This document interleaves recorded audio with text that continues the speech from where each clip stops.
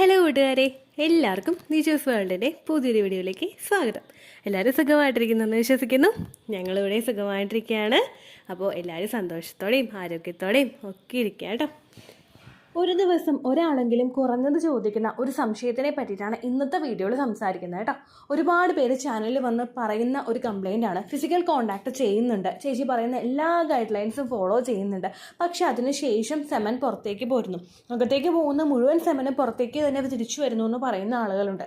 അങ്ങനെയുള്ളവർക്ക് ഫോളോ ചെയ്യാൻ സാധിക്കുന്ന 3 പൊസിഷൻസിനെ പറ്റിയിട്ടാണ് ഇന്നത്തെ വീഡിയോയിൽ സംസാരിക്കുന്നത് കേട്ടോ.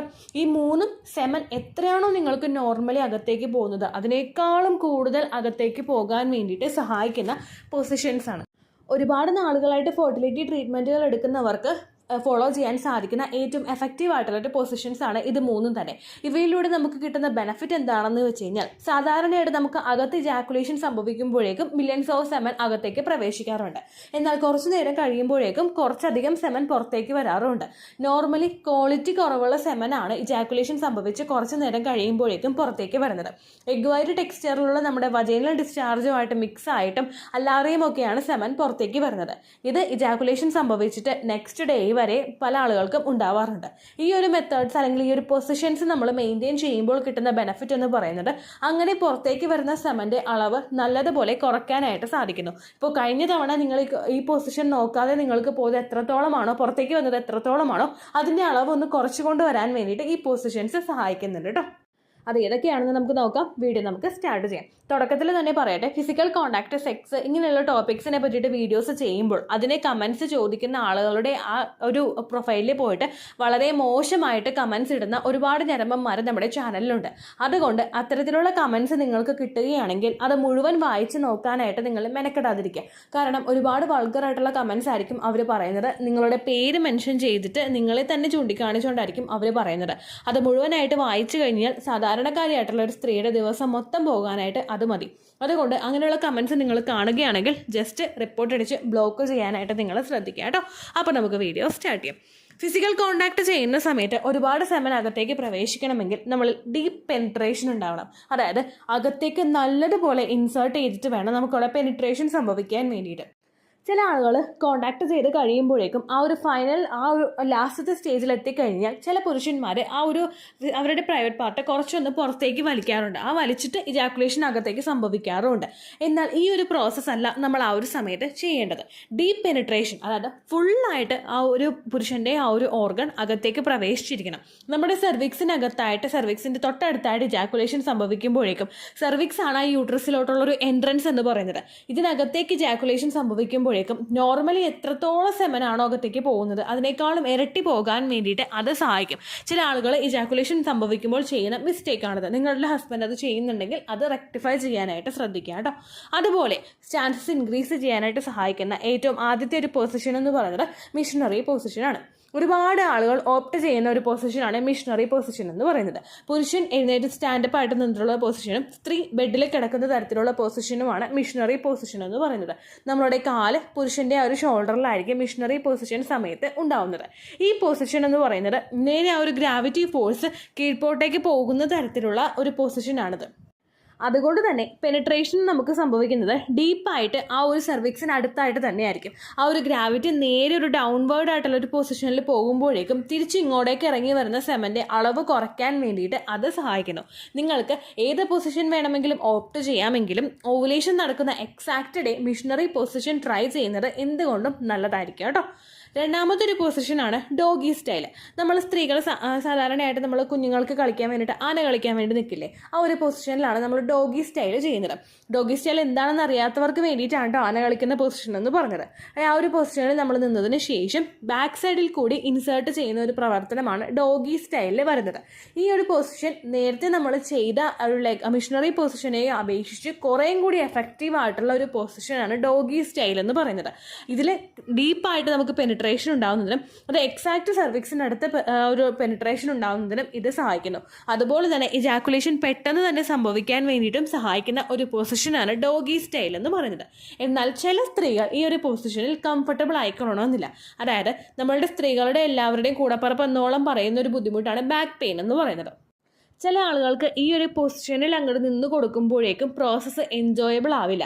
നമ്മൾ ജസ്റ്റ് ആ ഒരു പൊസിഷനിൽ നിന്ന് കൊടുക്കുന്നു എന്നല്ലാതെ നമുക്ക് ആ ഒരു തരത്തിലുള്ള നമ്മളുടെ ആ ഒരു പെർഫോമൻസ് ഇൻക്രീസ് ചെയ്യാൻ പാകത്തിനുള്ള ഒരു ഔട്ട്പുട്ട് ചിലപ്പോൾ ഈ ഒരു പൊസിഷനിൽ ചില സ്ത്രീകൾക്ക് കിട്ടിക്കൊള്ളണമെന്നില്ല. അങ്ങനെ വരുന്ന സ്ത്രീകൾക്ക് ഈ ഒരു പൊസിഷൻ ചെയ്യേണ്ടാത്തതാണ് നല്ലത്. കാരണം ആ ഒരു ഓർഗാസവും ഫോർപ്ലേയും ഒരുപാടായിട്ട് ഇൻക്രീസ് ആയിട്ട് വരുന്നുണ്ടെങ്കിൽ കുറേയും കൂടി സെർവിക്സ് അകത്തേക്ക് വികസിക്കുന്നതിനും അതുപോലെ ആ ഒരു സെമന് പെട്ടെന്നകത്തേക്ക് പ്രവേശിക്കുന്നതിനും അതുപോലെ നിങ്ങളിൽ ഓർഗാസവും ഫോർപ്ലേയും ഒക്കെ ഉണ്ടാകുന്നതിൻ്റെ ഭാഗമായിട്ട് സെർവിക്കൽ മ്യൂക്കസിൻ്റെ പ്രൊഡക്ഷൻ ധാരാളം സംഭവിക്കുന്നതിനും ഇത് സഹായിക്കും. അതൊന്നും നിങ്ങൾക്ക് ഈ ഒരു പൊസിഷനിൽ ഒരു സപ്പോർട്ട് നിങ്ങൾക്ക് കിട്ടുന്നില്ല എങ്കിൽ നിങ്ങൾ ആ പൊസിഷൻ ചെയ്യേണ്ട ആവശ്യമില്ല കേട്ടോ. അപ്പോൾ ഡോഗി സ്റ്റൈലാണ് സെക്കൻഡ് പൊസിഷൻ എന്ന് പറയുന്നത്. തേർഡ് പൊസിഷനാണ് വുമൺ ഓൺ ദ ടോപ്പ്.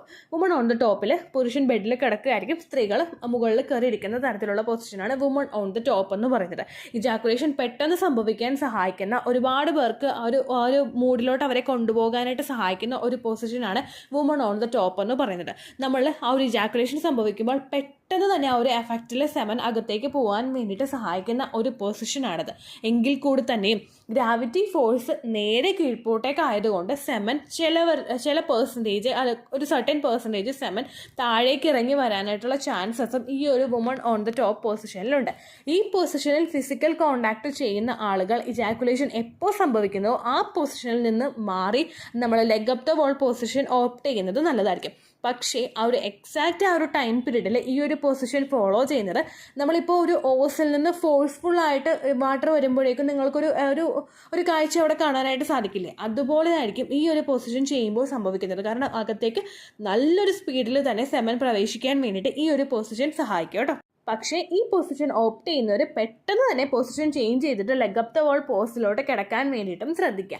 ഈ പൊസിഷൻസ് ഒക്കെയാണ് ഏറ്റവും കൂടുതൽ ആ ഒരു ജാക്കുലേഷൻ സംഭവിക്കാൻ വേണ്ടിയിട്ടും ഡീപ്പ് പെനിട്രേഷൻ ഉണ്ടാവാനായിട്ടും സഹായിക്കുന്ന പോസുകൾ.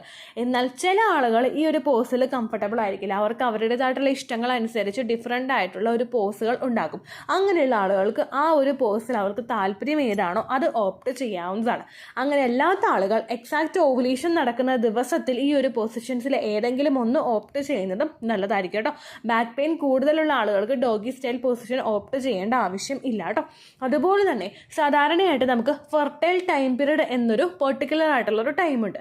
അതായത് നമുക്ക് ഓവുലേഷൻ നടക്കാനായിട്ട് ഏറ്റവും കൂടുതൽ സാധ്യതയുള്ള സമയവും നമ്മൾ പ്രഗ്നൻ്റ് ആകാനായിട്ട് ഏറ്റവും കൂടുതൽ ചാൻസ് ഉള്ള സമയവുമാണ് ഫെർട്ടൈൽ ടൈം പീരീഡ്. ഈ ഫെർട്ടൈൽ ടൈം പീരീഡ് നമുക്ക് വരുന്നത് എന്നാണോ നിങ്ങൾക്ക് എക്സാക്റ്റ് ഓവുലേഷൻ വരുന്നത് അതിനേക്കാൾ ഒരു 3-4 ദിവസം മുൻപ് തുടങ്ങിയിട്ട് എക്സാക്റ്റ് ഓവുലേഷൻ ഡേറ്റ് അത് കഴിഞ്ഞിട്ടുള്ള 2 ദിവസവും കൂടി ആയിരിക്കും നമുക്ക് ആ ഒരു ഫെർട്ടൈൽ ടൈം പീരീഡ് വരുന്നത്. ഈ ടൈം പീരീഡിൽ എക്സാക്റ്റ് നിങ്ങൾക്ക് ഓവുലേഷൻ വരുന്ന ദിവസം ഏതാണോ ആ ദിവസത്തിൽ നിങ്ങൾക്ക് ഈ ഒരു പൊസിഷൻ ഓപ്റ്റ് ചെയ്യാവുന്നതാണ്. അതല്ലാത്ത അതിന് മുൻപുള്ള ഏതെങ്കിലും ദിവസങ്ങളിൽ നിങ്ങൾക്ക് ഇഷ്ടമുള്ള പൊസിഷനും നോക്കാവുന്നതാണ് കേട്ടോ. ഈ പെനിട്രേഷൻ നിങ്ങൾക്ക് ഡീപ്പ് ആയിട്ടുണ്ടെങ്കിൽ ഒരു 15 മിനിറ്റ്സ് വരെ നിങ്ങൾ ബെഡിൽ നീണ്ടു നിവർന്ന് കിടക്കുന്നതോ ചരിഞ്ഞ് കിടക്കുന്നതോ ലെഗ് അപ്പ് ദ വോൾ പൊസിഷനിൽ കിടക്കുന്നതോ സെമൻ്റെ ലീക്കേജ് കുറയ്ക്കാൻ വേണ്ടിയിട്ട് സഹായിക്കുന്നുവെന്നും പഠനങ്ങൾ സൂചിപ്പിക്കുന്നുണ്ട് കേട്ടോ. അപ്പോൾ ആ പൊസിഷൻ നിങ്ങൾക്ക് ചെയ്യാവുന്നതാണ്. അപ്പോൾ ഇത്രയേ ഉള്ളൂ വീഡിയോ. യൂസ്ഫുൾ ആയി കാണുമെന്ന് വിശ്വസിക്കുന്നു. യൂസ്ഫുൾ ആവുന്നുണ്ടെങ്കിൽ ലൈക്ക് ചെയ്യുക, ഫ്രണ്ട്സിനൊക്കെ ഷെയർ ചെയ്ത് കൊടുക്കുക കേട്ടോ. എന്തെങ്കിലും സംശയം ഉണ്ടെങ്കിൽ കമൻസിൽ ചോദിക്കുക.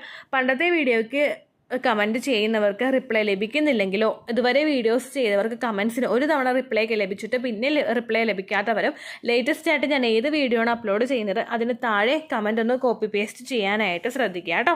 അതുപോലെ എന്നാണോ നിങ്ങളുടെ ഓവുലേഷൻ ഡേറ്റ് അത് കാൽക്കുലേറ്റ് ചെയ്യാനായിട്ട് ഹെൽപ്പ് വേണ്ടവർ നിങ്ങളുടെ കൃത്യം സൈക്കിൾ ലെങ്ത് മെൻഷൻ ചെയ്യാനായിട്ട് ശ്രദ്ധിക്കുക. സൈക്കിൾ ലെങ്ത് എന്നതുകൊണ്ട് ഉദ്ദേശിച്ചത് ഓരോ മാസവും എത്ര ദിവസം കൂടുമ്പോഴാണോ നിങ്ങൾക്ക് ബ്ലീഡിങ് വരുന്നത് എന്നാണ് കേട്ടോ ഉദ്ദേശിച്ചത്. അതായത് ഒരു മാസം നിങ്ങൾക്ക് 1-ാം തീയതിയാണ്, കഴിഞ്ഞ മാസം നിങ്ങൾക്ക് 1-ാം തീയതിയാണ് ബ്ലീഡിങ് വന്നതെങ്കിൽ ഈ മാസം ഫെബ്രുവരിയിൽ നിങ്ങൾക്ക് 2-ാം തീയതിയാണ് ബ്ലീഡിങ് വരുന്നതെങ്കിൽ ജനുവരി 1 മുതൽ ഫെബ്രുവരി 2 വരെ എത്ര ദിവസമുണ്ടോ അത് എണ്ണി പറയുന്നതാണ് നിങ്ങളുടെ സൈക്കിൾ ലെങ്ത് എന്നതുകൊണ്ട് ഉദ്ദേശിക്കുന്നത് കേട്ടോ. സ്പോട്ടിങ് വരുന്ന ദിവസം നിങ്ങൾ എണ്ണേണ്ട ആവശ്യമില്ല. അതായത് ചെറിയ ചെറിയ ബ്രൗൺ ഡിസ്ചാർജ് നമുക്ക് വന്നു തുടങ്ങുമല്ലോ, ആ ദിവസം നിങ്ങൾ എണ്ണേണ്ട ആവശ്യമില്ല. എന്നാണോ കൃത്യം ബ്ലീഡിങ് വന്നത് ആ ദിവസത്തെ ഡേ 1 ആയിട്ടെടുത്ത് കൗണ്ട് ചെയ്താൽ മതിയായിരിക്കും കേട്ടോ. ഓക്കെ, അപ്പോൾ ഇത്രയേ ഉള്ളൂ വീഡിയോ. അടുത്തൊരു യൂസ്ഫുൾ വീഡിയോ ആയിട്ട് നമുക്ക് വീണ്ടും കാണാം. ബൈ.